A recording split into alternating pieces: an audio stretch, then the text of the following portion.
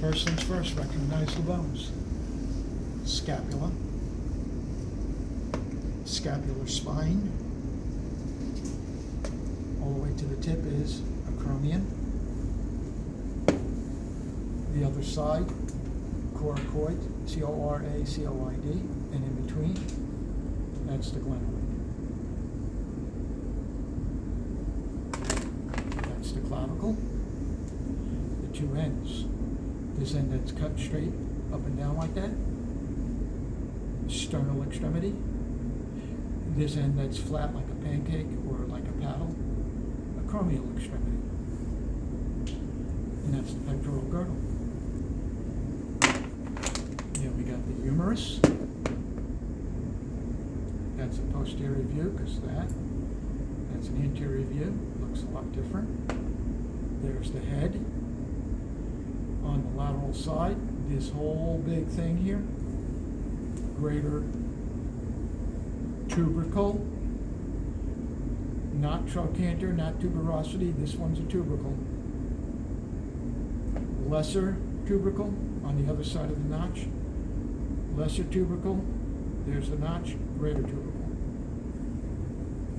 All the way down at the distal end, look at the way that thing pops way out. I told you you could feel that on yourself. That's not a bad technique.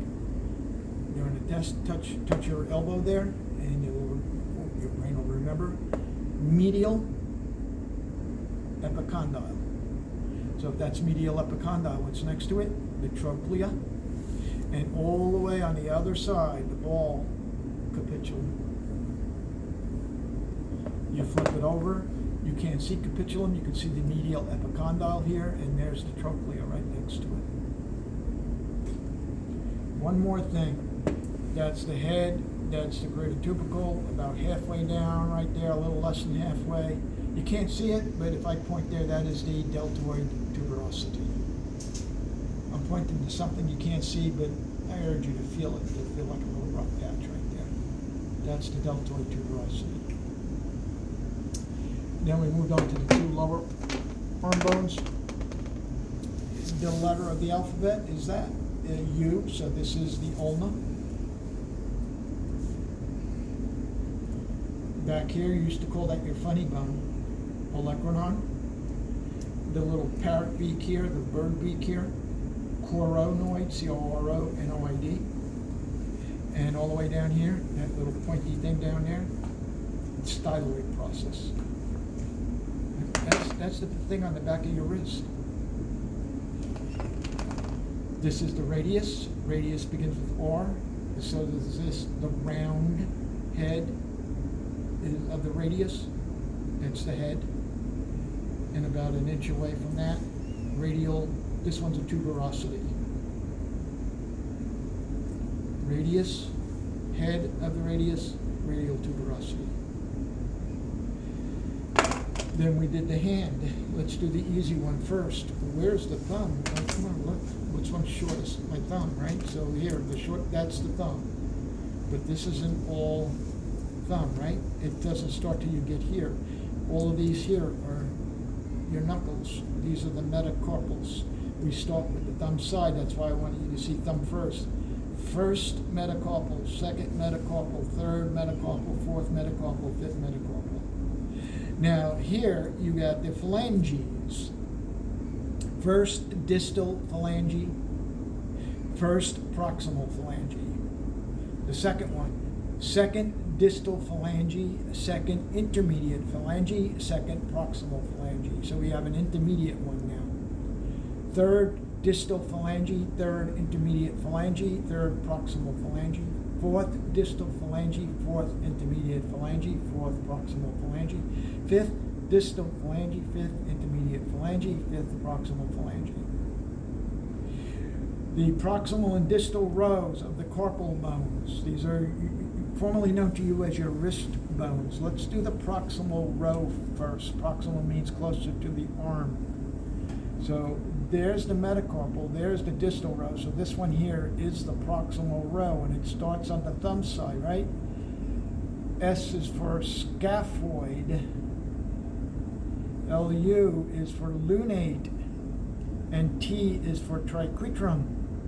And to see the little P-bone on top of it, you literally need to flip that sucker over. That's why that red line is drawn there. There is the pisiform.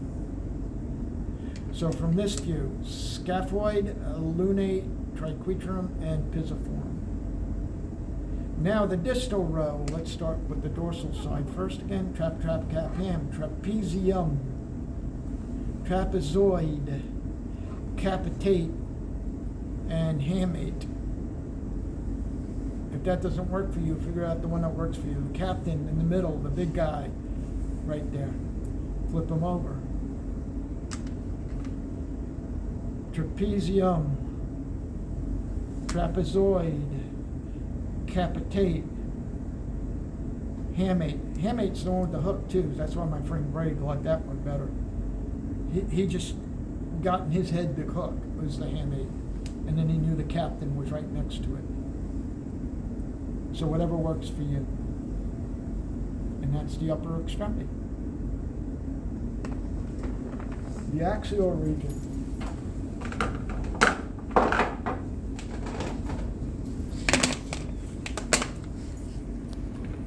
Sternum. But what's the bones? Up top, manubrium. In the middle, gladiolus. At the tip, xiphoid. It's spelled with an X, but it's pronounced like a Z. XYPHOID. What are these? Costal cartilages. This is the rib. What end is this? The one that's smooth, sternal extremity. Because it goes to the costal cartilage, just like that. What's this end? Vertebral extremity. But the vertebral extremity has some markings on it. The tip of this vertebral extremity is called the head. And that bump right there, that process right there, tubercle. So this end, if I ask you what's the name of the end of this bone, that is the vertebral extremity. What's that structure? Tubercle, that's the head. And this is the sternal extremity. Then we did the vertebrae.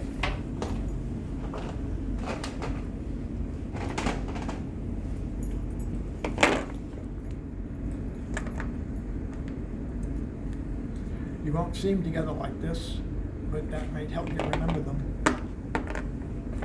Which one is this? Atlas C1. One of your choices is going to say Atlas C2, so please don't mix them up. That's the top one. See, it sits on top. What's this one? Axis C2. Sometimes I don't ask for the name of this one. Sometimes I ask you what's that structure. That's the odontoid. Or the dens. Depends what card they put in this room. We have one card that says it dens, the other card says odontoid. All of the structures of these vertebrae. That's a centrum. That's a vertebral foramen. That's the transverse process. That's the spinous process. Those two lines there in between them, that's the lamina. And between this transverse process and the centrum, that's the pedicle. That's a thoracic vertebrae. This is a lumbar vertebrae. Same thing. Centrum, vertebral foramen, transverse process, spinous process. Between the transverse process and spinous process, that's the lamina. And between the transverse process and the centrum, that's the pedicle. We need one more thing. That's a cervical vertebrae. How do I know? Because what is that? Transverse foramina. What's the name of a hole? Foramen. Where's the hole? In the transverse process. So sometimes that's on the test. I'll ask for transverse foramina. I'll point to that and say, what is that? And you need to be able to tell me that's the transverse foramina.